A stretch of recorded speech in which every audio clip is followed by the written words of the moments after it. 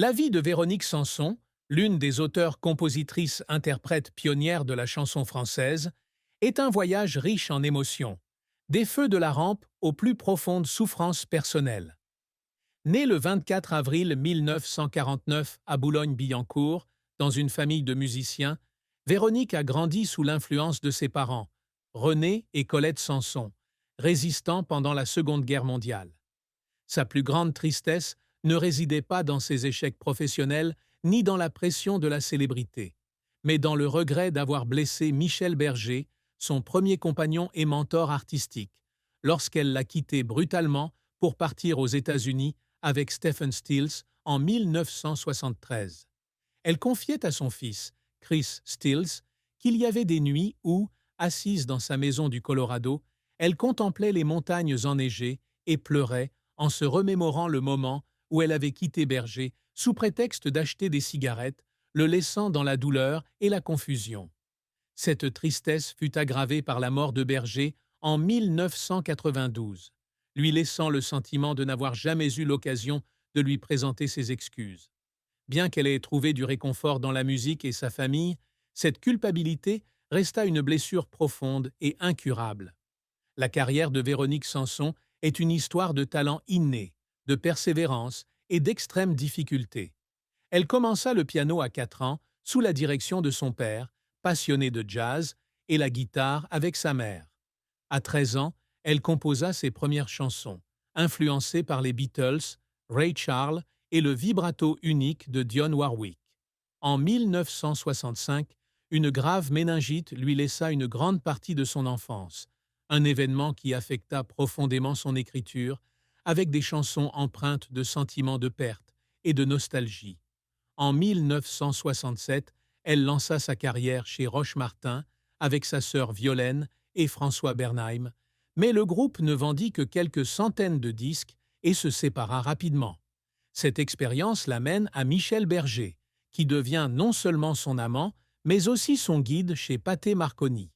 Elle raconte que durant cette période, elle s'astreint à écrire une chanson par jour pour suivre le rythme de Berger, qui lui commande des titres tels que « Mon voisin », « Une odeur de neige » et « Jusqu'à la tombée du jour », qui figurent plus tard sur l'album Sans regret, 1992.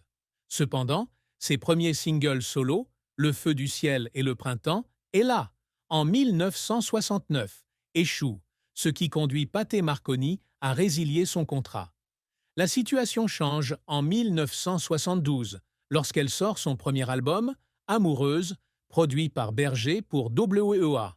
Cet album, qui comprend des chansons comme Besoin de personne et Amoureuse, fait d'elle l'une des premières auteurs-compositrices-interprètes à connaître une renommée grand public en France, contribuant à façonner le mouvement de la nouvelle chanson française aux côtés d'artistes comme Alain Souchon, Bernard Lavilliers et Michel Polnareff.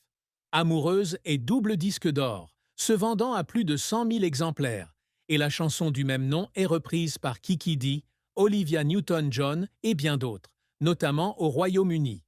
Son deuxième album, De l'autre côté de mon rêve, sorti fin 1972, poursuit son succès avec des titres comme je l'imagine et Une nuit sur son épaule, reflétant son nouvel amour pour Stephen Stills. Cependant, sa carrière connaît aussi des revers.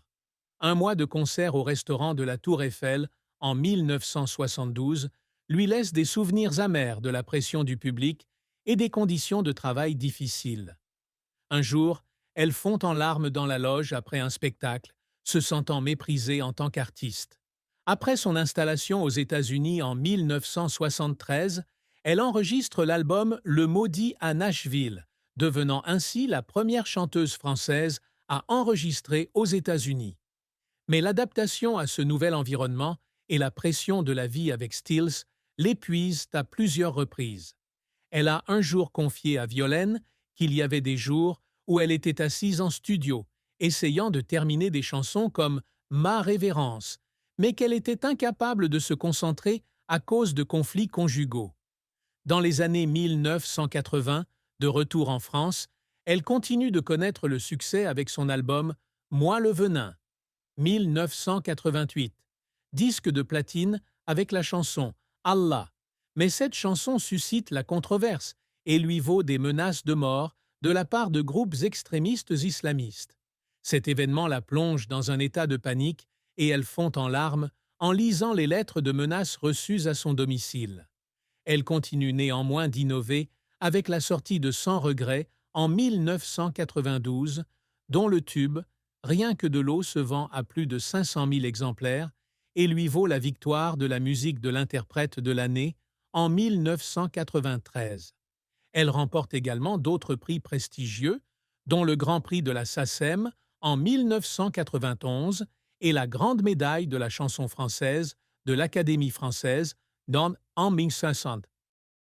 2015. Les années 2000 sont cependant difficiles, car elle doit annuler plusieurs concerts pour cause de maladie, notamment un cancer des amygdales, diagnostiqué en 2018. Elle confie un jour à Chris qu'il y a des soirs où elle s'assoit seule chez elle au bord de la Seine, écoutant de vieux disques et pleurant, craignant de ne plus pouvoir chanter. Un retour en force avec l'album Duos Volatile en 2018 et la tournée Hasta Luego en 2024, qui sort en salle en septembre 2025, prouve qu'elle n'a jamais renoncé à sa passion. La mort de Michel Berger, d'une crise cardiaque, en 1992, fut une fin tragique pour Véronique Sanson. Berger était non seulement son premier amour, mais aussi l'homme qui a façonné sa carrière, et sa disparition la plongea dans une profonde dépression. Elle confia un jour à ses amis qu'elle avait l'impression qu'une partie d'elle-même s'était éteinte avec lui, car il comprenait sa musique et son âme mieux que quiconque. Dans les mois qui suivirent sa mort, elle put à peine se produire sur scène, annulant fréquemment des concerts et s'enfermant chez elle à Paris. Assise au piano, elle jouait des chansons de Berger comme Seras-tu là et fondit en larmes, se sentant coupable de l'avoir quitté près de 2 décennies plus tôt. En sa mémoire, elle sortit l'album D'un papillon à une étoile en 1999, reprenant des chansons de Berger en guise d'excuses et d'hommage. Sa prestation à l'Olympia en 2000, où elle interpréta les œuvres de Berger, fut l'un des moments les plus émouvants de sa carrière, sous les applaudissements du public debout et en larmes. Bien qu'elle ait poursuivi sa carrière, la mort de Berger fut une blessure incurable, la laissant perplexe quant à savoir si les choses auraient été différentes si elle ne l'avait pas quitté en 1973. L'amour et le mariage de Véronique Sanson sont une histoire de passion intense, mais aussi de deuil.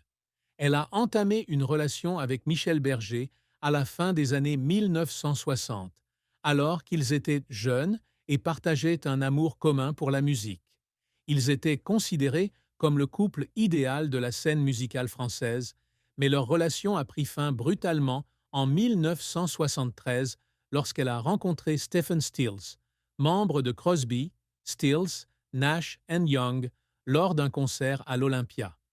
Séduite par la fougue et le talent de Stills, elle a quitté Berger, a acheté un aller simple pour New York et l'a épousé en mars 1973 en Angleterre. Ils ont eu un fils, Chris Stills, né en 1974 à Boulder, dans le Colorado.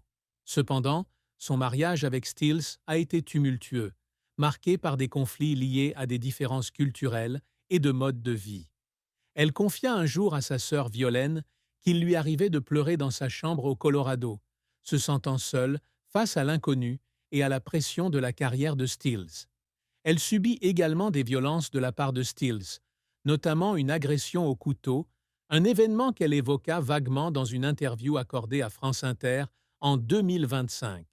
Leur mariage prit fin en 1979, laissant derrière elle des séquelles physiques et émotionnelles. De retour en France, elle trouva du réconfort dans une relation avec l'humoriste Pierre Palmade, qu'elle appelait son jumeau, en raison de leur lien spirituel. Ils se marièrent en juin 1995, mais leur union fut également mouvementée, surtout après l'annonce de son homosexualité en 2001.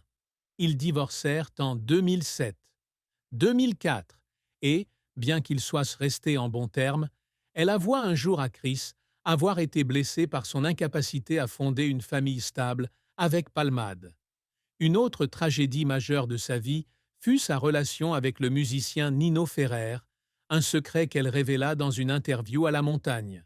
Cette relation brève mais passionnée s'est terminée par un chagrin profond lorsque Ferrer s'est suicidé en 1998, la laissant culpabilisée de ne pas avoir gardé contact avec lui.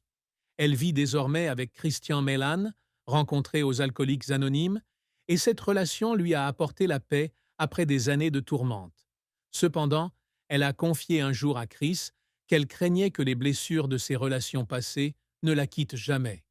Le secret que Véronique Sanson a gardé secret pendant des années était un carnet qu'elle avait écrit durant ses années aux États-Unis avec Stephen Stills. Elle y avait enregistré des poèmes et des paroles de chansons inédits, reflétant sa douleur et sa solitude durant son mariage difficile. Un poème en particulier, L'ombre de Paris, évoque son désir de retourner en France et son sentiment d'être prisonnière d'une vie qui ne lui appartenait pas. Elle n'a jamais partagé ce carnet, pas même avec Chris, de peur qu'il ne ravive des souvenirs douloureux et n'inquiète sa famille quant à son état mental. Ce n'est qu'après une hospitalisation pour cancer en 2018 qu'elle a oublié le carnet dans une valise, et Chris est tombé dessus par hasard. Il a pleuré en lisant ces mots émouvants, réalisant que sa mère avait souffert plus qu'elle ne l'avait